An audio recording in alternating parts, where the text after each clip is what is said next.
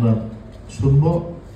শুধু আমি এইটুকুই বলবো যে আমরা সিলেট সাইফুর রহমানকে হারিয়ে শুধু দেশ না, আমরা সিলেট বিশেষ করে সিলেট বিভাগের লোকজন আমরা আমাদের অভিভাবকহীন অবস্থায় এখন আছি। আমরা আমাদের অভিভাবককে হারিয়েছি। একজন দেশপ্রেমিক জাতীয়তাবাদী নেতা ছিলেন সাইফুর রহমান এবং একজন খাঁটি সিলেটি মানুষ ছিলেন। সিলেটের প্রতি তার যে টান, তার যে মমতা, এটা সিলেটবাসীকে যুগে যুগে তাকে আমরা স্মরণ করব। আজকে যে অডিটোরিয়ামে আমরা সভা করছি, এই কাজটুকু সাইফুর রহমানের হাত দিয়ে হয়েছে।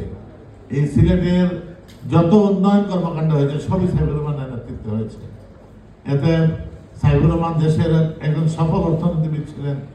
জাতীয় এবং আন্তর্জাতিকভাবে তিনি বিশ্বব্যাংক সহ বিভিন্ন আন্তর্জাতিক অর্থনৈতিক প্রতিষ্ঠানে নেতৃত্ব দিয়েছেন।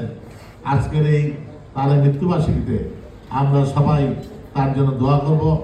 আল্লাহ যেন তাকে বেশ নসিব করেন এবং সাইফুর রহমান তার কর্মের মধ্য দিয়ে এই দেশবাসীর কাছে এবং বিশেষ করে সিলেটবাসীর কাছে আমাদের অন্তরে অন্তঃস্থলে সারা জীবন উনি থাকবেন, সেই কথা বলে আমি আপনাদের কাছে বিদায় নিচ্ছি। খুদা হাফেজ। আমাদের জীবন।